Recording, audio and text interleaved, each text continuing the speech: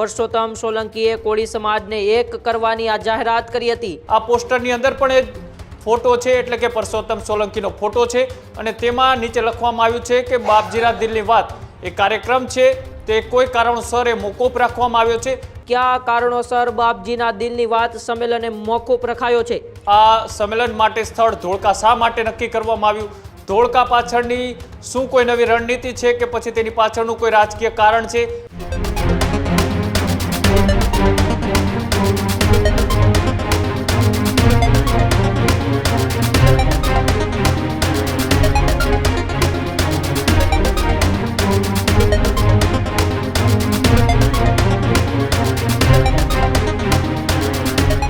કોળી સમાજના સંમેલનને લઈને સૌથી મોટા સમાચાર અત્યારે સામે આવી રહ્યા છે।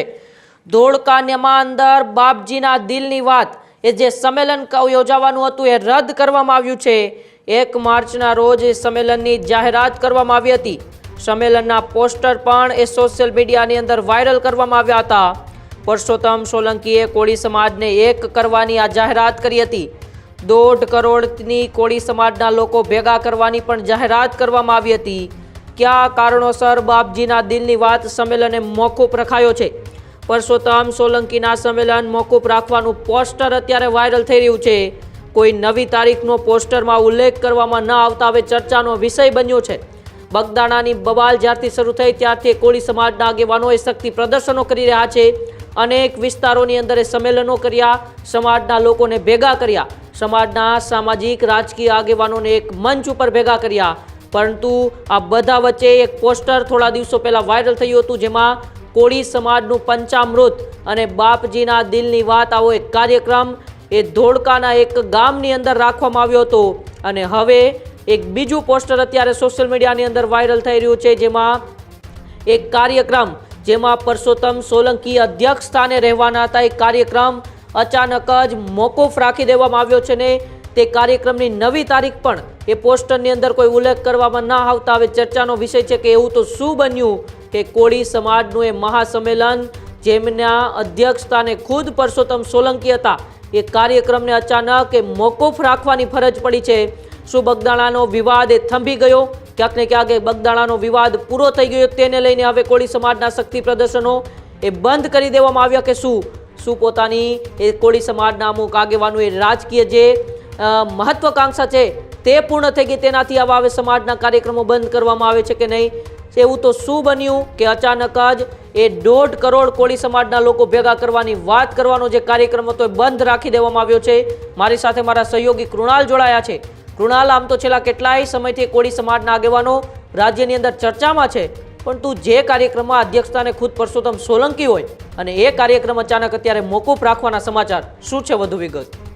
બિલકુલ, જે રીતના આજથી લગભગ 10-15 દિવસ પહેલાં એ કોળી સમાજના મસીહા જેમને લોકો માને છે એવા પરસોત્તમ સોલંકી દ્વારા એક જાહેરાત છે તે કરવામાં આવી હતી અને આ કાર્યક્રમનું નામ છે તે આપવામાં આવ્યું હતું કોળી સમાજ પંચામૃત અને બાપજીના દિલની વાત કરી અને 1.5 કરોડ જેટલા કોળી સમાજના અલગ અલગ સંગઠનો છે, કોળી સમાજની અલગ અલગ જે પાખો છે તેઓને એક મંચ ઉપર લાવવાનો તેઓ એક પ્રયત્નના ભાગરૂપે એ ધોળકાની અંદર એક તીર્થસ્થાન આવેલું છે ત્યાં તેઓએ આ કાર્યક્રમની જાહેરાત કરી હતી। એટલે કે 1 માર્ચ 2026ના બપોરના 4 કલાકે આ સંમેલન છે તે મળવાનું હતું। બાપજીના દિલની વાત જે આ સંમેલન છે તેના પોસ્ટર પણ સોશિયલ મીડિયાની અંદર વાયરલ થયા હતા અને એ ખૂબ ચર્ચાઓ પણ થઈ હતી કે પરસોત્તમ સોલંકી એ આમ તો ભાવનગર ગ્રામ્યના ધારાસભ્ય છે, સાથે સરકારમાં મંત્રી છે, તો પછી આ સંમેલન માટે સ્થળ ધોળકા શા માટે નક્કી કરવામાં આવ્યું? ધોળકા પાછળની શું કોઈ નવી રણનીતિ છે કે પછી તેની પાછળનું કોઈ રાજકીય કારણ છે?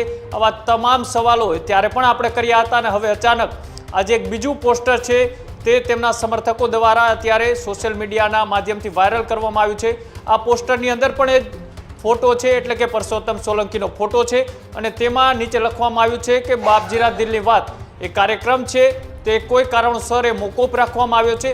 નવી તારીખ છે તે જાહેર ન કરવામાં આવે ત્યાં સુધી એ આ કાર્યક્રમ છે તે મોકૂફ રહેશે। એટલે કે નવી તારીખ કઈ હશે તેમની પણ આ પોસ્ટરની અંદર કોઈ માહિતી નથી આપવામાં આવી। અને બીજી વાત એ કે આ કાર્યક્રમ શું ફરીથી ધોળકામાં જ યોજાશે કે પછી બીજા કોઈ સ્થળે કરવામાં આવશે? અને આ કાર્યક્રમ છે તે 2026માં જ કરવામાં આવશે કે પછી આ કાર્યક્રમ ક્યારે યોજાય તેનું કોઈ નક્કી નથી. આ મામલે હજુ સુધી કોઈ સ્પષ્ટતા છે તે નથી કરવામાં આવી. પણ આ કાર્યક્રમની ઊંડાણપૂર્વક જો જઈએ તો આ જે કાર્યક્રમ હતો એ પરસોત્તમ સોલંકી દ્વારા જાહેર કરવામાં આવ્યો હતો. એટલે કે આ કાર્યક્રમ તેમને પોતાની રીતના જાહેર કર્યો હતો. શું તેમને આ કાર્યક્રમ જાહેર કરતા પહેલા અથવા તો જાહેર કર્યા બાદ કોઈ કોળી સમાજના સંગઠન કે અલગ અલગ પાંખોને વિશ્વાસમાં લીધી હતી કે કેમ? અને બીજી વાત એ કે ધોળકા શા માટે પસંદ કરવામાં આવ્યું? ધોળકાની જો વાત કરીએ તો ત્યાં કોળી સમાજ નિર્ણાયક ભૂમિકામાં પણ છે.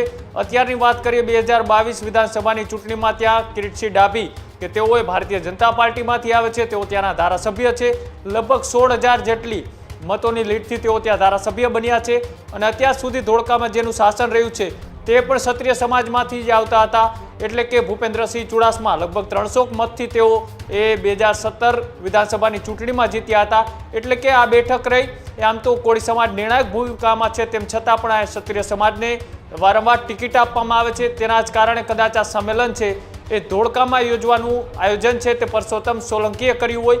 અને બીજી વાત એ કે પરસોત્તમ સોલંકીના એક અવાજે 25-50 હજાર કોળી સમાજના લોકો છે તે એકઠા થઈ જતા હોય છે.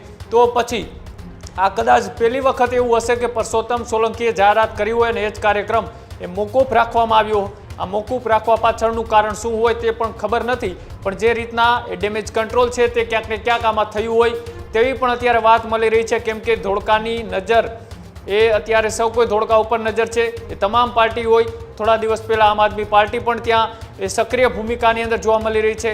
અને આજથી 2 દિવસ પહેલાં ધોળકાની અંદર જ એ ઠાકોર સમાજના એક તીર્થ મંદિરની જે દિવાલ છે તે તોડવામાં આવી અને તેના જ વિવાદના કારણે એ લોકો રોષે ભરાયા હતા. અને ગેનીબેન ઠાકોરની હાજરીમાં જનાક્રોશ યાત્રા છે ત્યાં યોજાઈ હતી. ને તેની હાજરીમાં 700 જેટલા ઠાકોર સમાજના લોકો છે તે કોંગ્રેસની અંદર જોડાયા હતા. ભારતીય જનતા પાર્ટીને રામ રામ કરી દીધા હતા. એટલે અત્યારે ધોળકા છે અત્યારે કેન્દ્ર બિંદુમાં છે. એ અત્યારે ખૂબ ચર્ચાઓમાં છે. અને અત્યારે આ જે સંમેલન છે તેને મોકૂફ રાખવામાં આવ્યું છે કે પછી આની અંદર કોઈ ડેમેજ કંટ્રોલ કરવામાં આવ્યું છે?